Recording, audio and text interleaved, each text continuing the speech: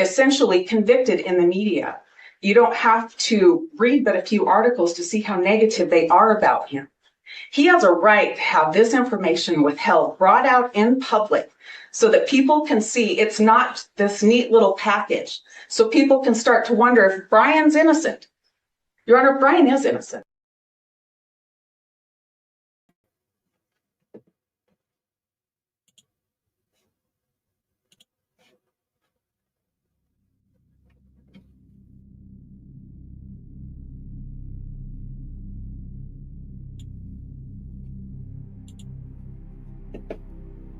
Well, good afternoon, everyone.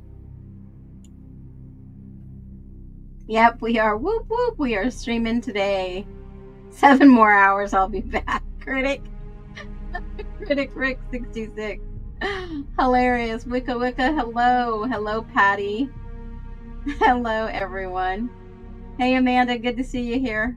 Thank you to my mods. Big shout out. Volunteer position. Gotta love you guys.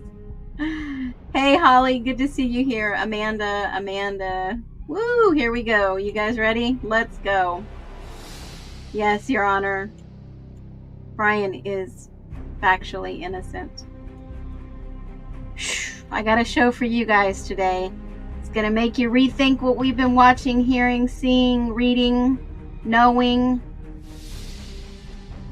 It's a good one, and I hope you enjoy it. And where do I start? Where do I begin? Holy moly. Well, where do you guys want to begin? Do you want to see videos? Do you want to see proof? Do you want to see all the hidden secrets? Let me ask you this question. Do you ever feel like you're watching a movie? Do you ever feel like this is like the Truman Show? Because I do. Some days I do. That's right. We just want the truth, Dina. That's all we really want. That's all I would like to have. Some days I'd like to know the truth. But you know what? There are people out there that are paid actors, paid narrators, paid to sell the narrative. And you know what? I take pride in being a creator, but not one that is paid by any agency. And I have my legal disclaimer up. And this channel is for informational commentary and entertainment purposes only. So keep in mind, you can express however you desire. That doesn't mean I'm in agreement and vice versa. We all have freedom of speech, but not many of us have common sense to use the freedom of speech in a correct social manner. And I love every single one of you that come here that are open. It's a safe place. If I see any hate speech, you're gone. If I see any wrong crap that you are spewing, you're gone. Other than that, be respectful, get along. If you can agree to disagree, then we have come to the right place to share this among us. And when I say that with my whole heart. There are some people walking this planet wearing crosses around their neck, claiming to be Christians, and I'm not here for judgment. But I will say, for the last good year and a half, 2 years, I have had such an individual that claims to be a Christian, that claims to love the Lord. However, they make horrible, awful, defamatory videos of me. Slander, libel, intentional infliction of emotional distress, harassment, discrimination, negligence. This person used to be in the healthcare. And I mean, I'm to the point where I'm going to take this individual to court because they don't understand the spiritual wounds that they are inflicting on me. And that, my friend, is pure evil. And I don't bring this up just to say this. I bring this up to tell you that if you're walking around with a cross on your neck and you're claiming to be a Christian and you're doing this in secret, whatever you are doing in secret will come out. They have said horrible things about me.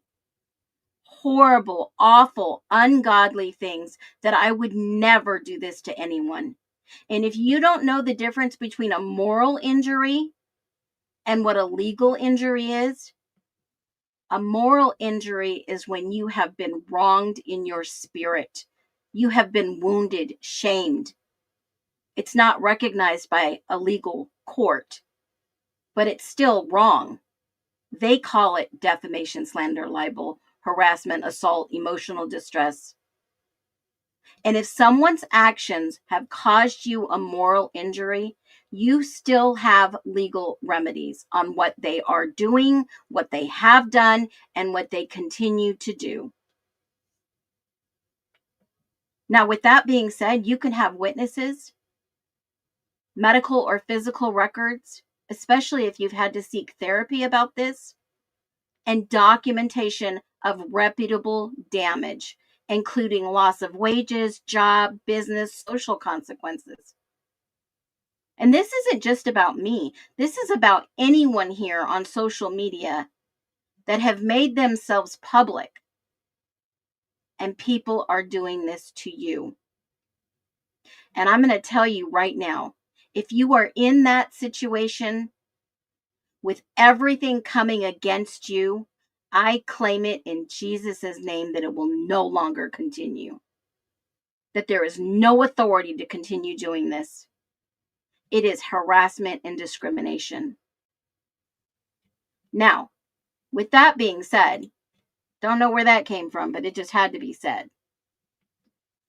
Now, I want to show you a few videos, and I want to get into the IDAHO4 because I think that this is exactly what people have been trying to tell us all along. We just had to find the breadcrumbs and put it together. I'm going to share 2 videos, and I want you to be very open-minded. Very open-minded to what I'm about to show you. Now, we're going to go back to an old video that was released in the beginning. And I know a lot of you are going to say, oh, God, here we go. I want you to be very open-minded to what I'm about to say to you. This video right here. I believe this video told us everything we needed to know about the IDAHO4 case. Everything. And I want you to pay attention to these individuals' reactions. And I want you to pay attention. I'm going to start it at 9:43. And I want you to realize something. Watch how they respond. And watch what's being said.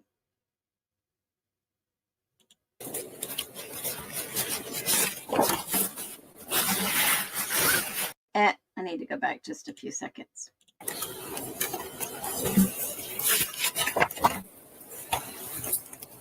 Good.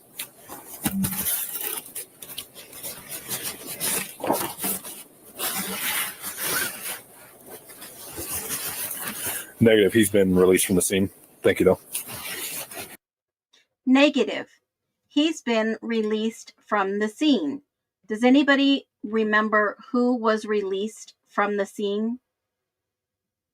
I'm going to go back and I'm going to show you the beginning because he, in fact, was released from the scene. Remember this guy? Yeah, you got You got your ID on you? I don't. Okay. Yeah. I'm going to grab your info just because you got beer and you're walking around with it. No, it's closed. Okay. Sorry. No, you're good. I live like right there. I'll take it back if you need. No, we're just doing alcohol. I live like right there. At the Taylor, at the Whites. I live like right there. Now, I'm not picking on anyone. I'm not trying to slander or defame anyone. I am going through a publicly known document and sharing opinions. And where was he going? He lives right there. Didn't he not live in the fraternity? Didn't he, in fact, was he living? That's a better question. Was he living at the frat? I know, they all live right there. And I want to show you something. Listen. He's talking to Tesdall, I believe, because Rosie is sitting in the car. Horseman and running around with beer across the street. Sorry about that. You're good. What's your last name? CHI. CHI. KH. KH. Space. Yep. ALI. ALI. Yep. Okay. First name? Said. SAID, like said. AID. Middle initial? I don't have one. Okay. Date of birth? 2001. Like one. Now, they didn't, redact this information. Why do you think that is? Typically, they can bleep out and redact any information. How'd you pull that one off? That's an awesome birthday. Yeah, lucky birthday. You got a driver's license? I don't have it. What? No, in general. Now, if you could hear the screaming in the background, this is key. I do have one, yeah. What state is it through? Idaho. Idaho? Okay. Perfect. I'm just going to check if everything's good. Since they're not open, I'll let you hang on to them. Okay. So will I get charged with anything? No, or? no. Okay. Appreciate it. But it's just enough for me to stop, check, make sure you're 21, walking around here in public. All right. Okay. And we know that he goes through the whole process, yada, yada, yada. Now, one of the things I want you to notice across the street, does anybody see the car that's parked in front of the undercover police car, which is factually silver, not tan? Can y'all see that little blue car?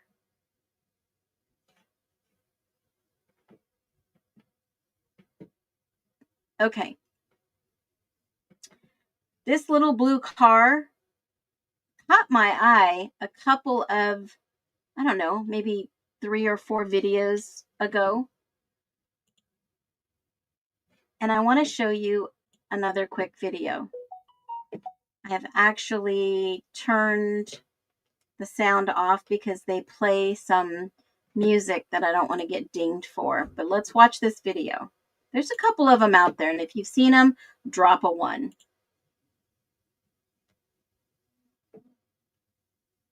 They're showing people walk by at 312. A bunch of people.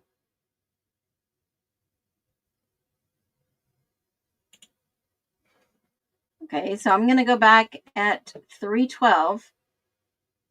And let's see if we can see a bunch of people walking by when you hear a bunch of people screaming. I think it's going to be more towards this way. Hold on. 310. It ends at 316, but here's 312. Let me go back just a little bit. There's that little blue car. All right. I'm not going to say I didn't drink in college. I did, but I can go staggering around the middle of the roadway, afterwards. So you can see them go by right underneath this blue car. Additionally, more expensive than $487.50. So I don't know what it goes up to, but yeah. Definitely less. Yeah. Just wait till you're 21, or be smart about it. I'm not going to say I didn't drink in college. I did, but I can go staggering. And he keeps looking back, waiting for them to go by. Around the middle of the roadway, afterwards. And they have been factually, it looks like, blurred out.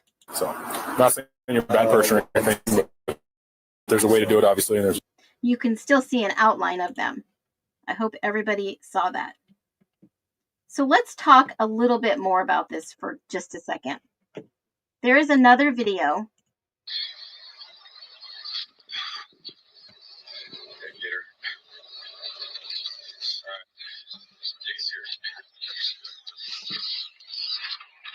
Did you get her?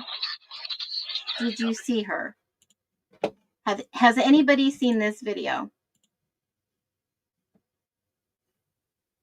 Drop a 1. This is the footage compared to the old one. This is the original footage. That was the original footage. Now I'm going to share this document with you in ISP 0136, page 394. And in this document, I'm going to begin reading, let's see, 394. Let me start at D. Page 393, actually. We'll start it. Well, hold on a minute. Yeah, let's start at page 393. And this document, I'm going to go up just so you can see it. It is a narrative. It's interviews. And it doesn't say who they interview, but it does give some indication that there are a couple of hints. I call them breadcrumbs. And in these breadcrumbs, they do an interview with a female on the phone. And then they do an interview with somebody who used to work with Maddie and Xana. And I want to read this to you. Blank worked on the phone, worked with Maddie and worked with Xana and Maddie, worked for approximately 2 years.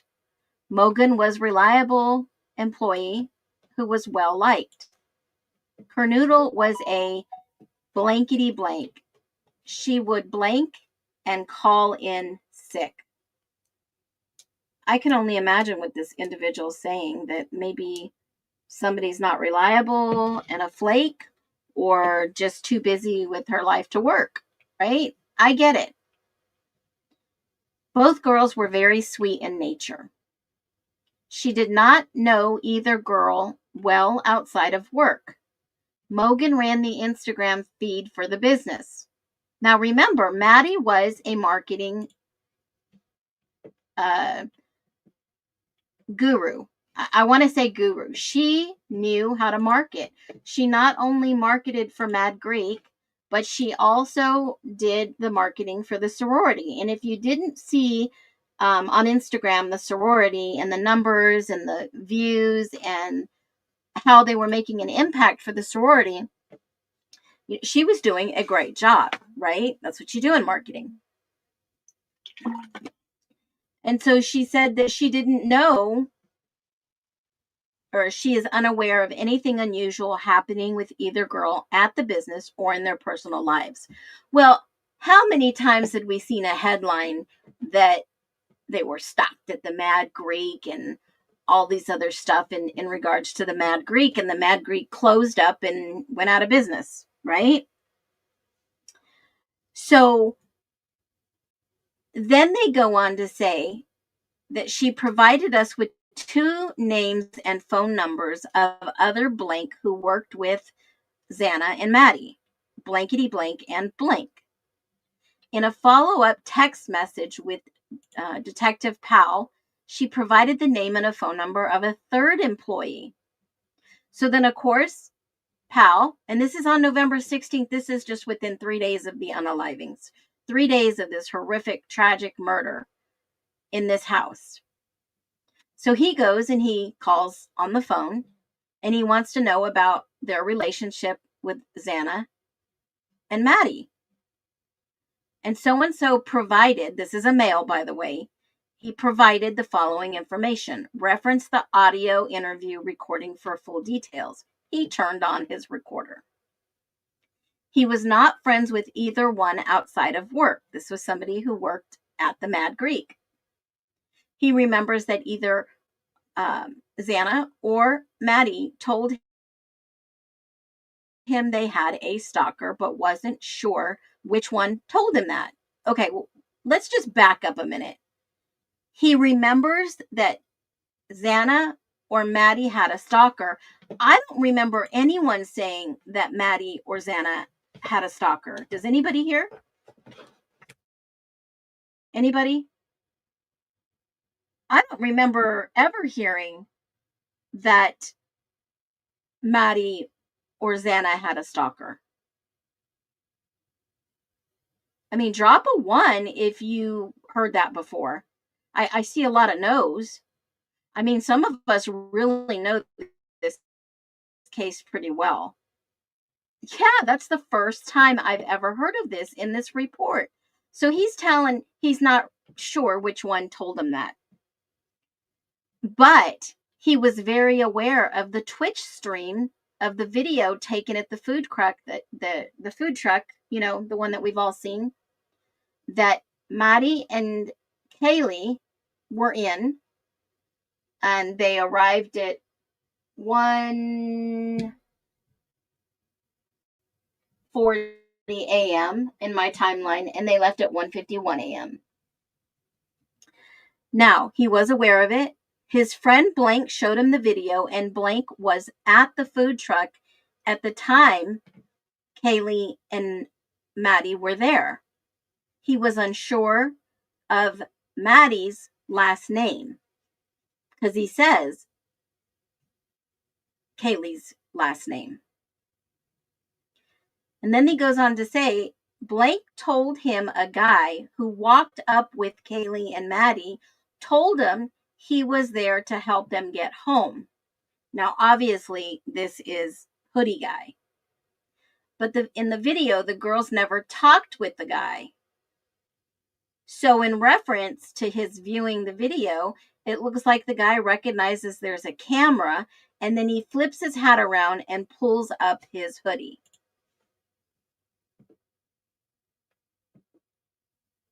That is the first time I thought, wait a minute.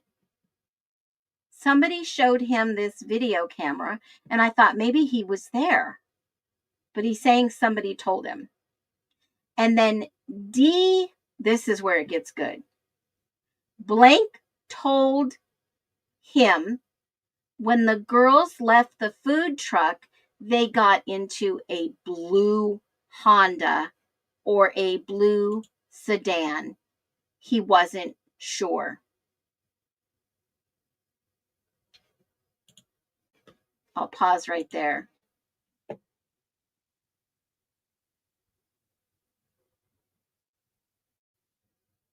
Interesting. Interesting. So when and how did Maddie and Kaylee get home? Because Eric Gower never stated where he dropped them off, or in fact, if he even dropped them off in his little silver car. Now, I know you're saying that Xana's car was a blue Honda, but if her car was parked already at the residence, which we don't know if it was or not, who would drive Xana's car?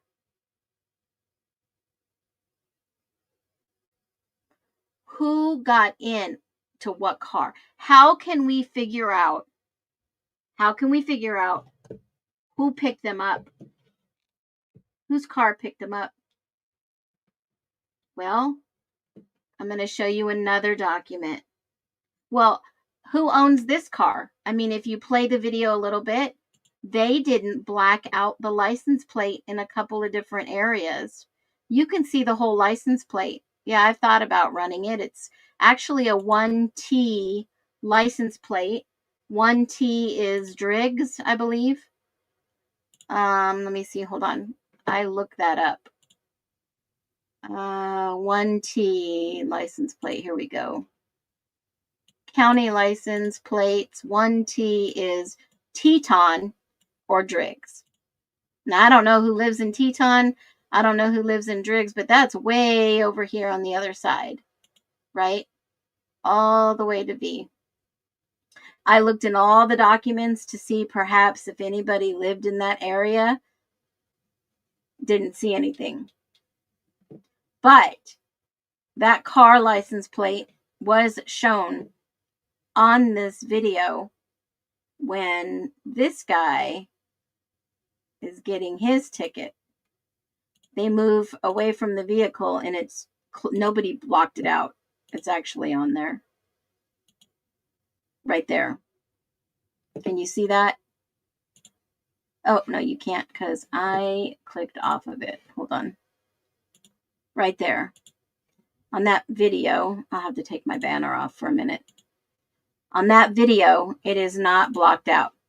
No one blocked this out. Yeah, unredacted. Just like they didn't redact what Saeed was showing on camera, guys. In the beginning of this video, Saeed shows something to one of the officers on his phone, and they didn't redact that. They didn't redact that. Right here. 701 Nesper's. All of it. Now, this officer, is that his phone or is that Saeed's phone that he's scrolling through? Had anybody else noticed that? Yeah. There you go. Why would he be scrolling? 973 508. Cool. You're good to go. All right. Thanks, man. 508 5111. Yeah. Maybe that was the officer's phone and he verified on his phone Saeed's license. But Saeed shows him stuff on his phone, which I was like, why would he be showing the officer whatever on his phone?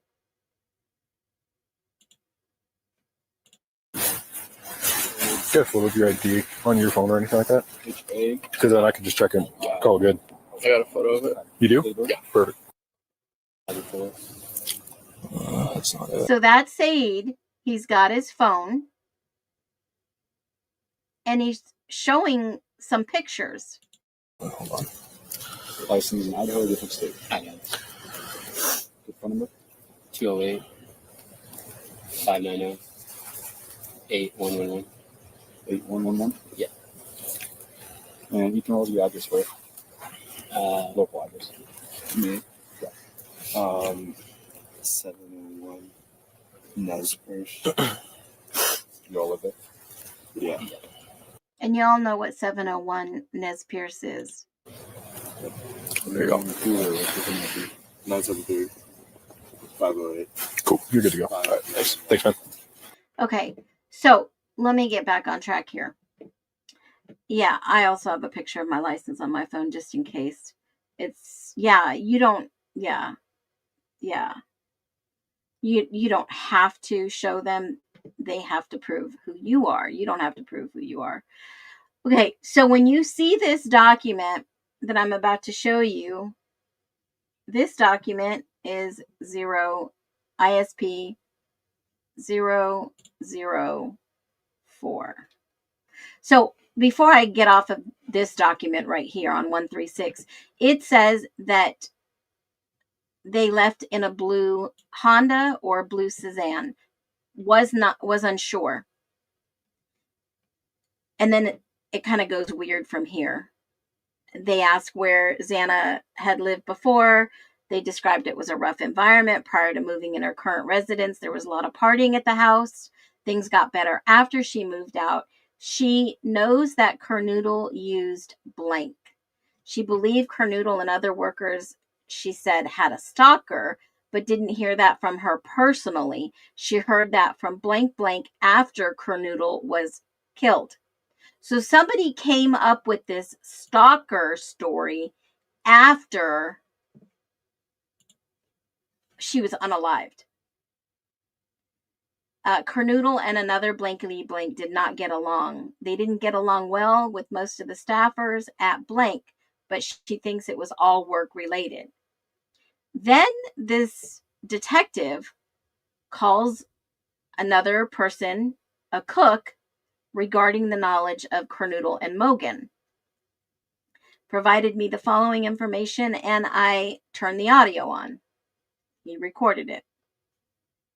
Says blank was in a relationship and living at blank and redacted, heavily redacted. She heard from blank that Xana or Maddie had a stalker, but wasn't familiar with any of the details. She knew no personal details about either of them. Interview over. Talks to another person about the interview. And this person, they had come down to the police department. Blank, and they work at a local businesses and has worked for several of them, including blank. Blank provided the following interview, and they recorded it, and it's a male. He worked at blank for 4 to 5 years. He knew Xana for 4 or more years through blank. Approximately 2 months prior to the homicide, he went to Xana's residence to fix a dryer for $50. He maintained he had contact with blank employees at the blank. He did not have a blank and help with small jobs away from work. Blank took off his sweatshirt, rolled up his sleeves, and showed us his bare arms. There were no visible injuries or notable marks. Now, this guy, obviously for them to do this, they either had further questions or he obviously said, hey, I'll go ahead and take off, and I'll show you I'm not involved. He attempted to text, this is weird. He attempted to text Xana after hearing about homicides. She did not respond. Now that's freaky. If he heard that she was, unalive, dead, then he messaged her, which kind of threw me off. But anyways, the next interview on November 22nd, I concluded a phone interview regarding her knowledge, this is a female, and relationships with Kernoodle and Mogan. Kernoodle, sorry. Blank provided the following information, referenced the audio interview recorded for details. Blank was working at, what does it say? I started working at blank of mid-July to August. She did not know Xana or Maddie very well. She did not spend time with either one of them away from work. Blank is touchy, gives her creepy vibe, and asked her an inappropriate question. She said that She said blank was at blank one day when a girl walked in with a low-cut shirt, and he asked blank if the girl was raped, would it be her fault? She wondered why he said something like that and just thought he was a little creepy. So all this is regarding a place of business that all these people worked because he was interviewing and looking at following up with Maddie and Xana's employment and all the employees that were listed.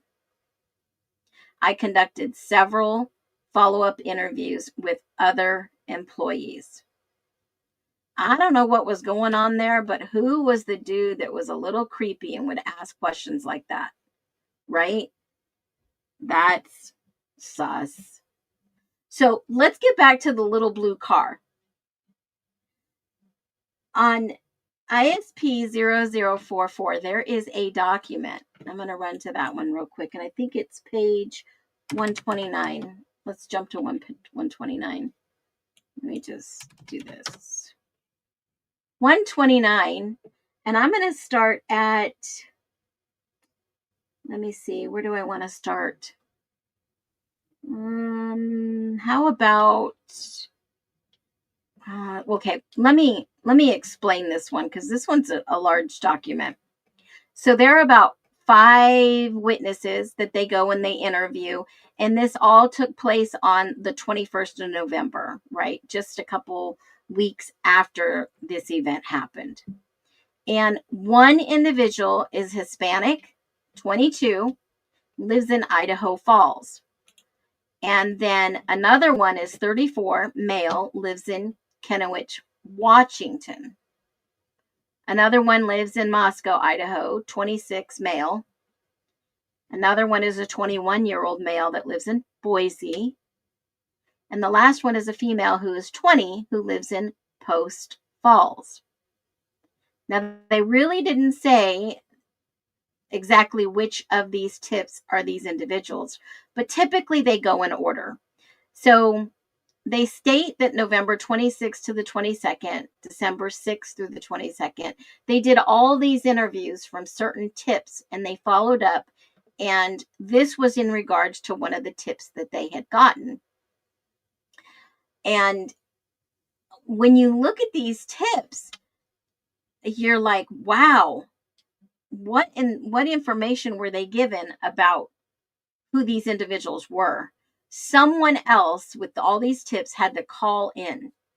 So on November 27th, he interviews a man about his knowledge surrounding the homicide. And he told us this: on the evening of the 12th to the early mornings, he was hanging out at the corner club bar with several people, including Kaylee and Maddie. His girlfriend Blank was also there. He spent the whole night with her.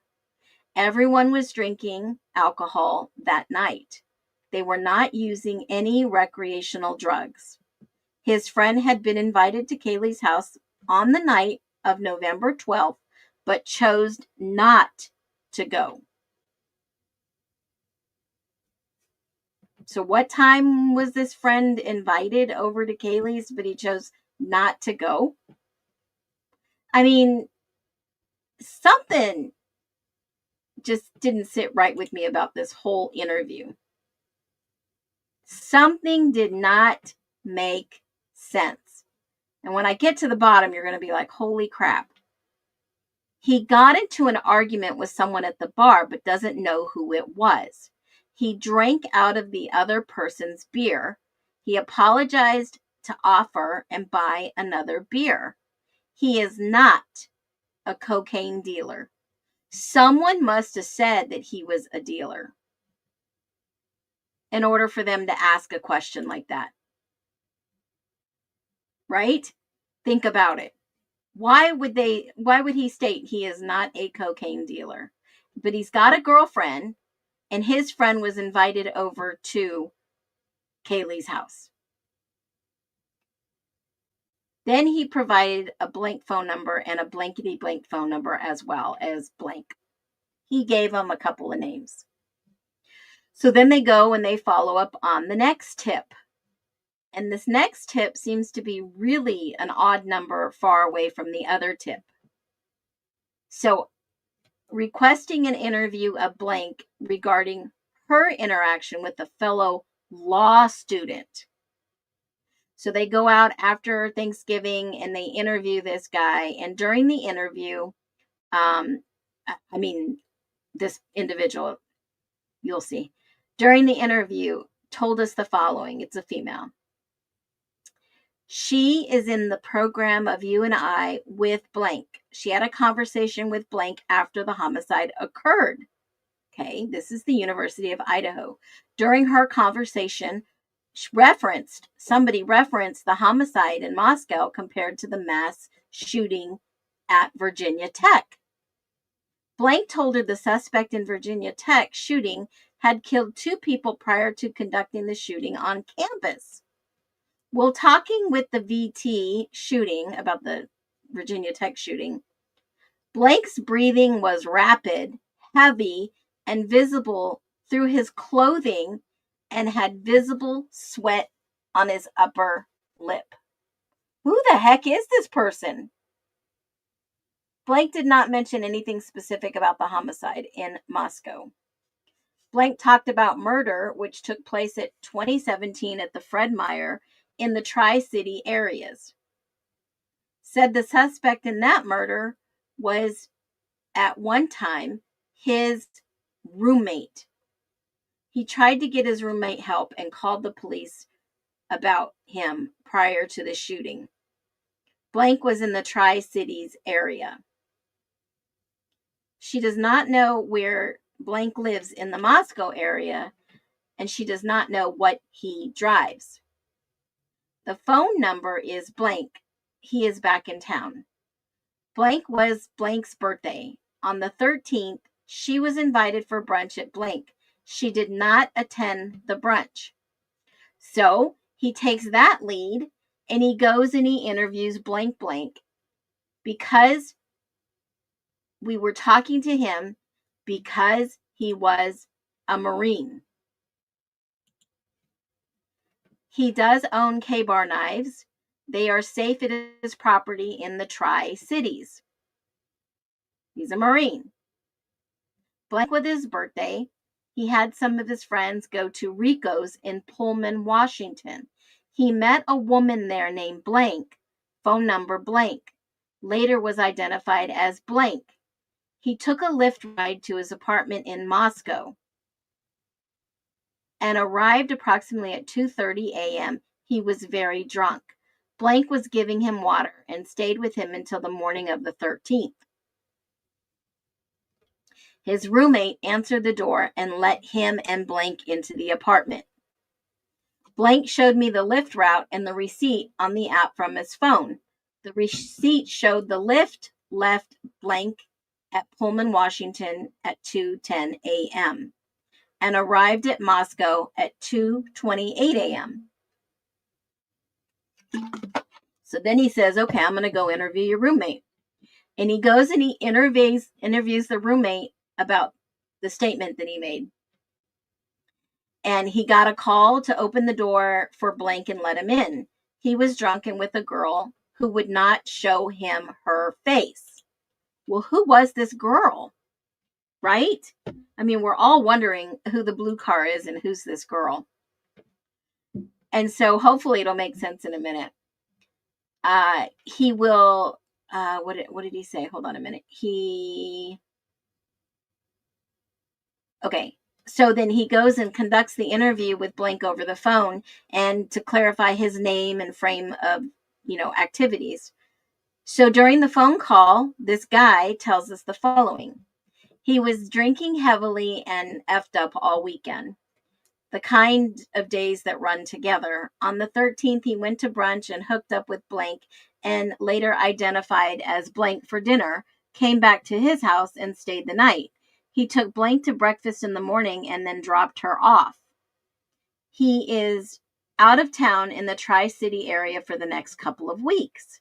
He is willing to provide a DNA sample once he gets back to the area. He will help in any way he can to catch the person who did this. So this guy was told on by 3 other people, you need to go and interview this guy. These were tips, guys. One led to the next, led to the next. So then they contact someone on the 1st of December about the Washington driver license and regarding Blank's activity. They call the girl, right? She met Blank in the evening of November 12th. They were at the Blank and went bar hopping. Blank was very drunk and couldn't find his friends. She was giving Blank water. They took a Lyft back to Blank's house in Moscow. The house stinks like dogs. She stayed there that night. She did not go to brunch on the 13th. She met Blank for dinner. They had dinner and stayed the night together. She has not seen Blank since the morning of November 14th when they separated. Okay. Well, then he goes and follows up on the other tip and regarding knowledge of homicides and the whereabouts. And the tip came from another interview who observed the memorial service. Now, I know that this is a big topic in this case too. And they didn't record this interview, but during the interview, he told us he attended the memorial for the victims. He probably looked out of place because he was standing off to the side alone. He didn't attend the memorial with anybody. He works in the Blank building on campus and is a Blank student. He didn't know any of the victims. As a Blank student, he does not socialize with any underclassmen. He worked, went on walks, and has a girlfriend at his apartment from November 11th through the 13th. He drives a white Blank. He did not want to provide a DNA sample. Wow. Wow. I mean, all the lies that everyone has told in this story. I mean, if I kept a list of all the lies that everyone has said to try to cover this up, clearly they were on the right track when they were following these three individuals in Boise. Now, then he goes and says, I interviewed so-and-so over the phone. This interview was not recorded. Blank refused to give us any personal information and would not say where she got her info during this call. This was one of those random tips off the internet and believed that, you know, she saw this from a friend of another state and her friend found so-and-so from the fraternity website and she looked at his eyes. This is one of the kookiest ones I've seen. And they dismiss it and they move on. And then you get to this one. This one's pretty long, but I'm going to stop and I'm going to let you guys go back and read some of this. And that is 44. And basically they ask him, okay, who is Xana's little? Does anybody know who Xana's, Xana Kernodle was his Greek little. Who was Xana's big? This is ISP report 0044.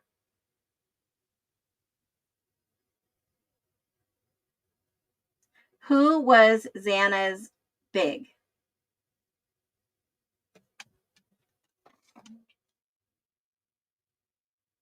It says Xana Kernodle was his Greek little.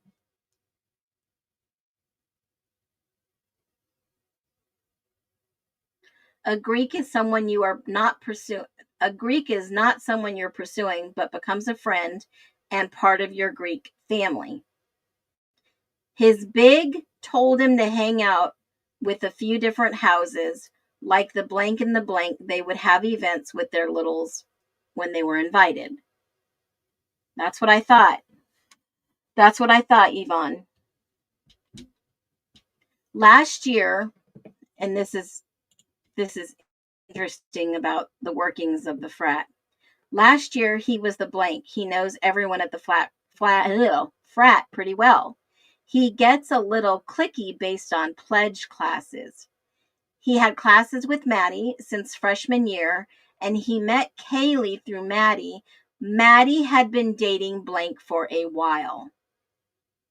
Blank was his blank in the fraternity and was the one who told him he was going to little Xana.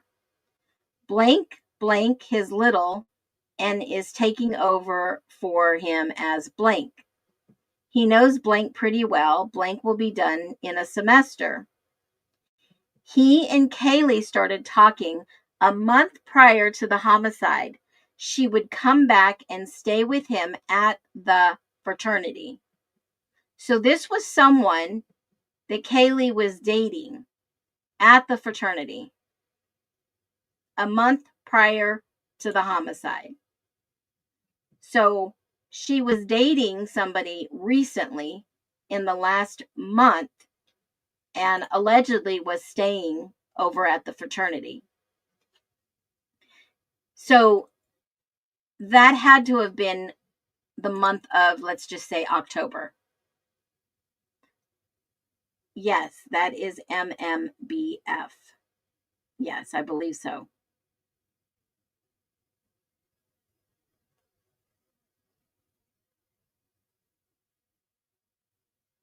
So that was basically, so they talked on Saturday at the pregame where Kaylee apologized to him and wanted to go to the game with him. He already had plans, so he blew her off, right?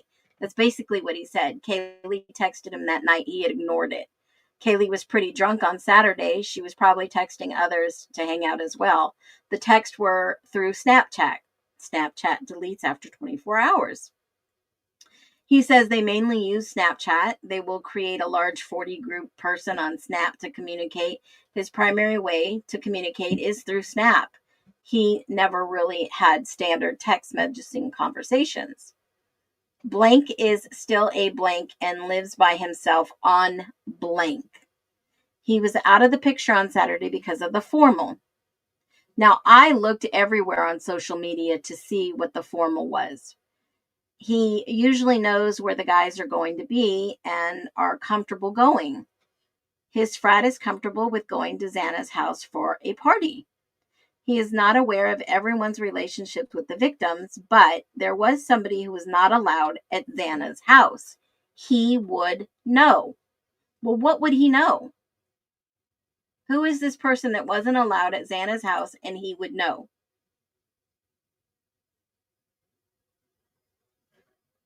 I mean,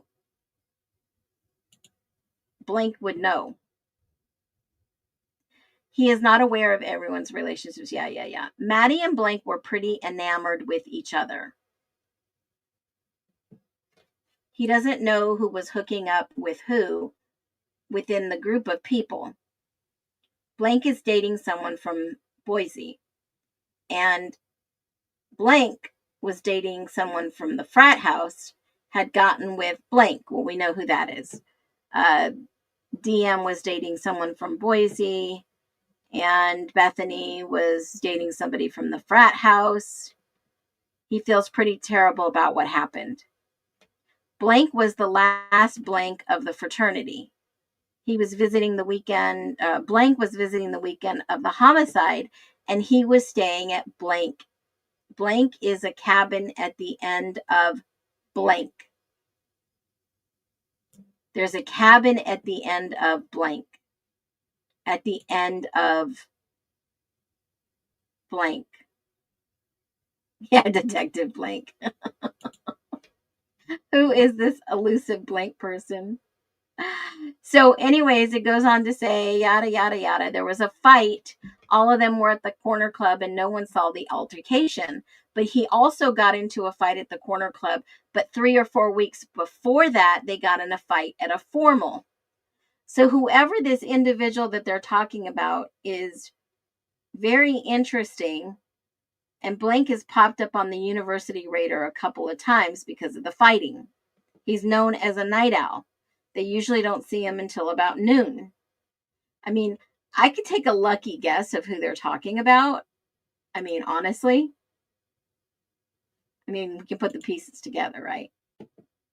And then they go on to say that the university is still looking into the fight at the formal event.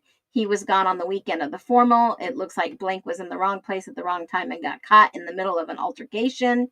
He recommended that the university write apology letters to the university because they were worried about being on suspension because of this person's individual behavior.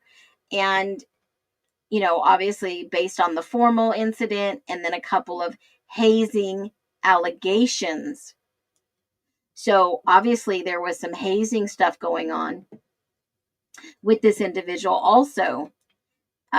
Then they go on to say Blank was involved in the incident at the formal and are knocking on death's door. They probably will get cut from the chapter.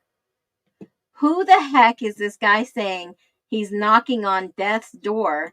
He's going to get cut from the chapter. Yeah, that was a little odd. So then he goes on to say the frat house has a general access code to the house. The door needs to be changed more frequently. They also had a couple doors on the first floor. They blank. Both Blank and Blank have been in the house for years and are on their way out of the house this spring. And Blank had been told not to go out with them for a while. His other little sister hosted a party on Friday night at the Blank. He gave verbal consent and signed a written consent for law enforcement to download the contents of his cell phone. And written consent form had been added to the e-file. The phone was turned over to FBI. Now, this is serious, guys. They turned his phone over to the FBI and downloaded all of its contents. At the conclusion of the interview, the phone was returned to him. On the 13th, they woke up the head count and tried to get a hold of their friends. He checked on everyone. Is this the president of the frat? Is this the president of the frat? That's the only person I could think about. was NG. Was this that individual? That's the only person I can think about. Wonder if they're going to write blank on his gravestone. Who knows? So, then he goes on to say, they tried to stay positive. They didn't hear about anything. They heard that Xana, they thought that Xana was talking to the police, and that's why they didn't get a hold of her until they realized that they got an update and they said all of them were dead. By Monday, almost everyone had gone home. He was talking blank that day in the Snapchats. So I have a feeling this is the president of the frat at the time, right? So hold on. Let me look again. 2022.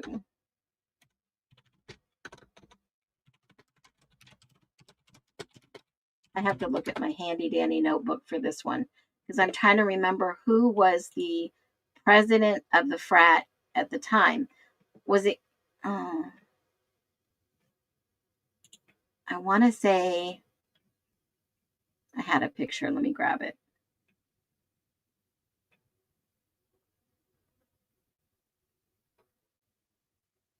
Who was it at the time in 2022? Hold on. Somebody has that off the top of their head. Chime in, please, because I cannot remember. Here it is. Who did I write down? 2022.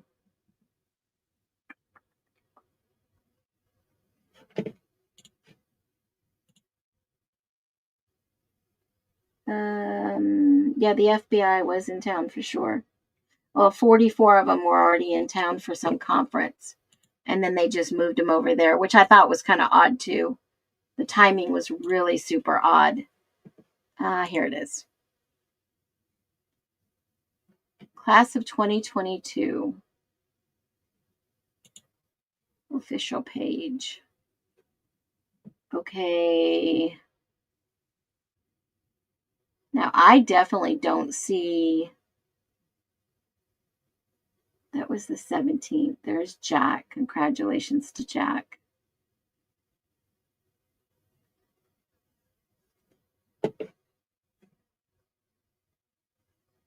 Colby.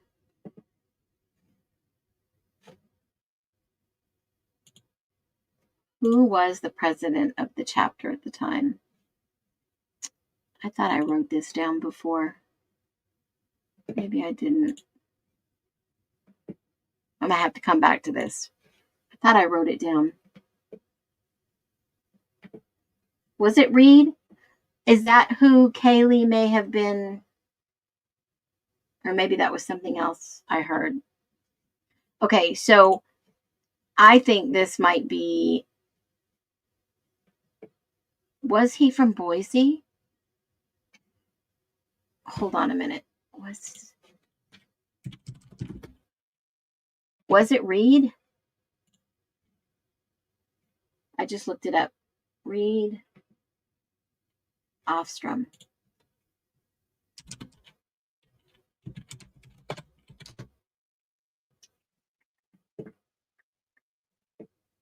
Oh, yes, it was. Okay.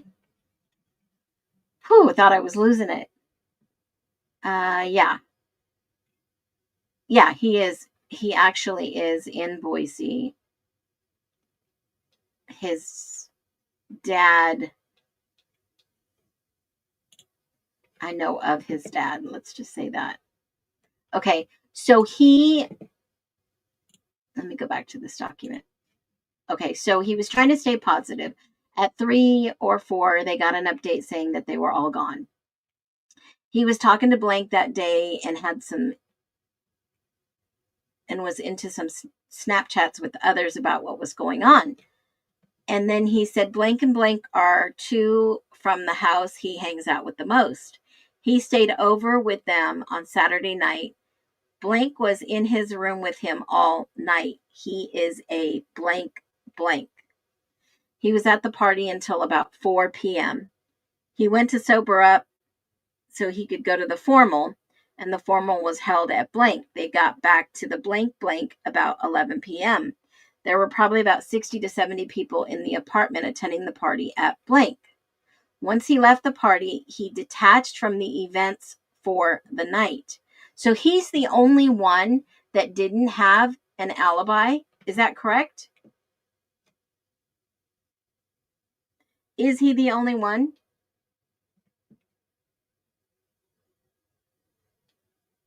What? Kisses what?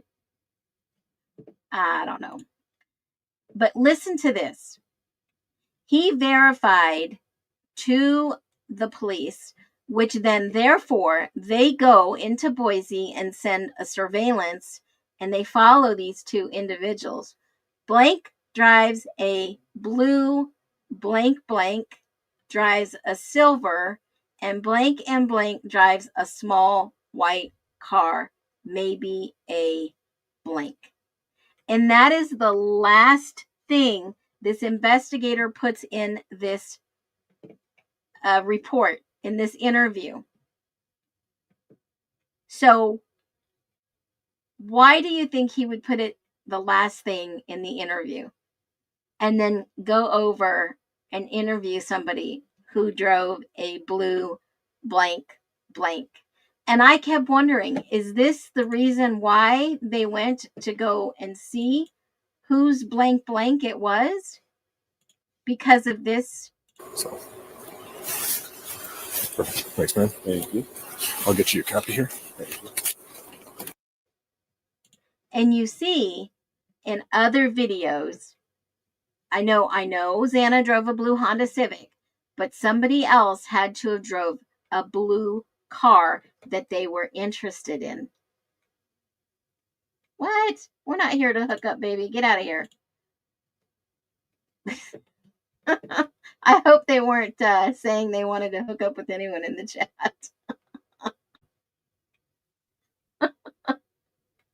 Yeah, he's wearing sunglasses.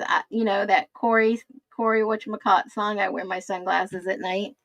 I guess that's a popular thing when you're out drinking with friends. You want to look cool before you get drinking tickets. That's a $500 ticket, dude. No, they weren't. Okay, I'll unblock them when I get off the stream. I thought maybe they were looking for some hookups. Or she was talking about the students. Oh my God. Okay, I have to stop being so on guard. Yeah, to hide your red eyes. Corey Feldman. No, I think it was Corey, the guy who wears, I wear my sunglasses at night. You guys know who that is. So, I'll undo it when I get done. I just have to remember her name. Squirrel Kisses. Okay, I'll remember that. Let me take it so I can remember. So, is it possible? Is that why they were looking for somebody in a blue vehicle? They were trailing someone in a blue vehicle. Yeah, I got it. She was talking about friends with benefits, students with benefits. There was no other mention of a blue car other than the silver car that they surveillanced, and they looked obviously all around Boise, and they were watching these three individuals actually. So they were definitely looking out for people driving a blue, a silver, and a white car. They were on the right track. I think they were definitely on the right track. Now, had anybody else seen your blankety blank is digging into my hip? You guys are crazy. So, had anyone else seen this document in regards to the blue vehicles? I know that there are a lot of videos out there saying that something was happening around this blue car on the band field.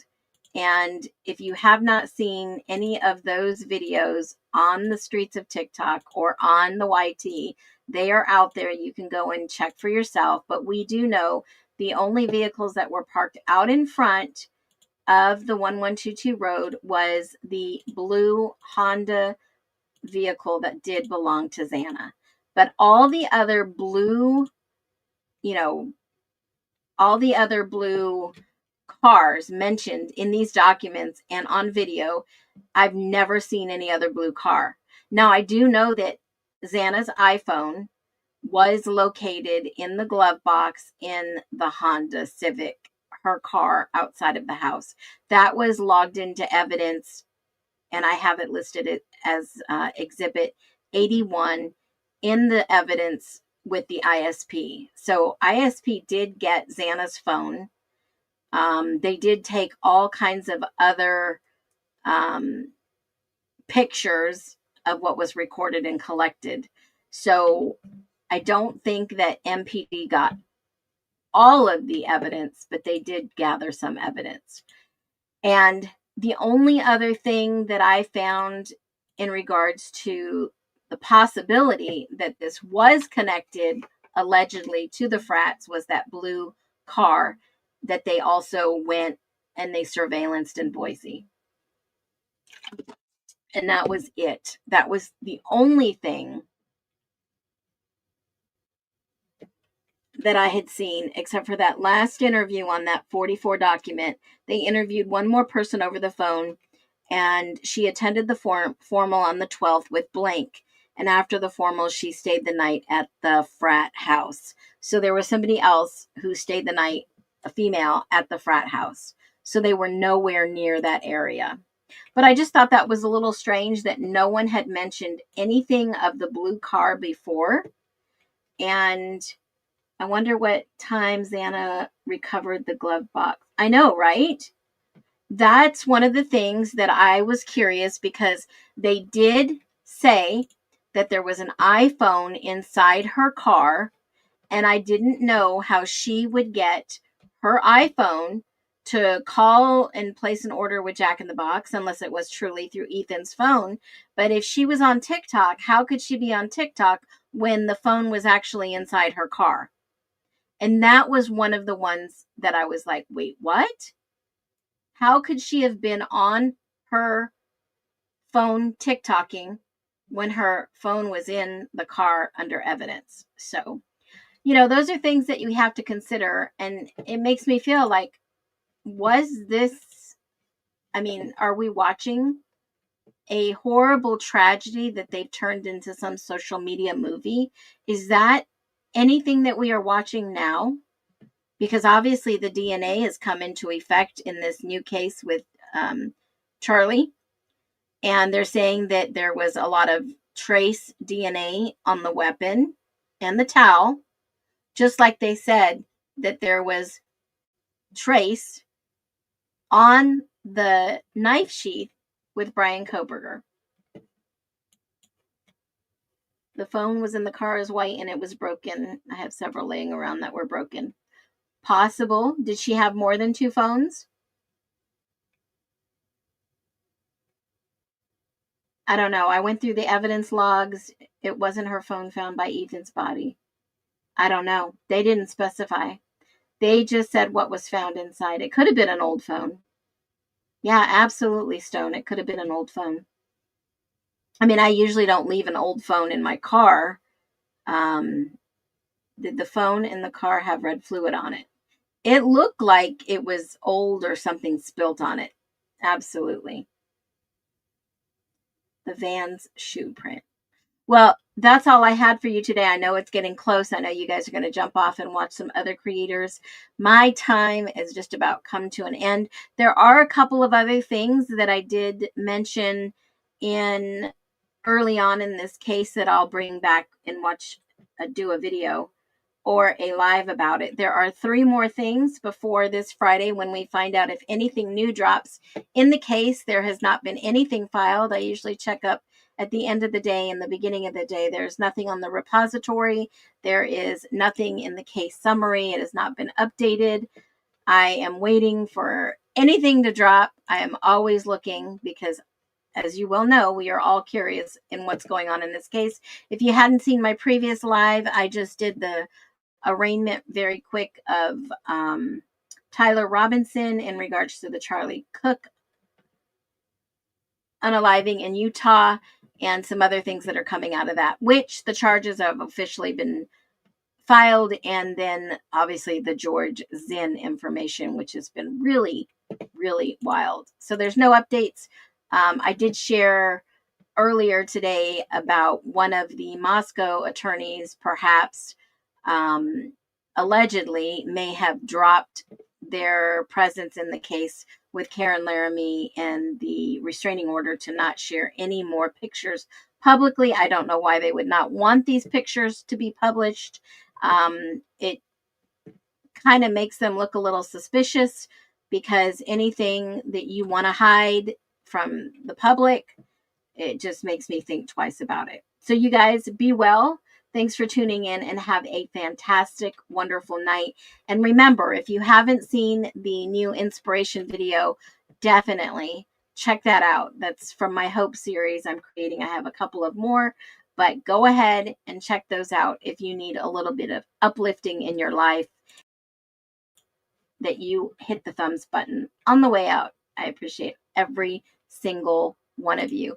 And make sure, if you can, tell somebody an encouraging word by the end of the night. Be well. No more hidden verdicts, no more secrets solved. Every voice is a weapon, every story be told. Innocent till proven guilty, that's our final decree. Under this constitution we stand forever free. Phoenix in the dawn, truth ignites the sky. Together we stand tall, no more asking why.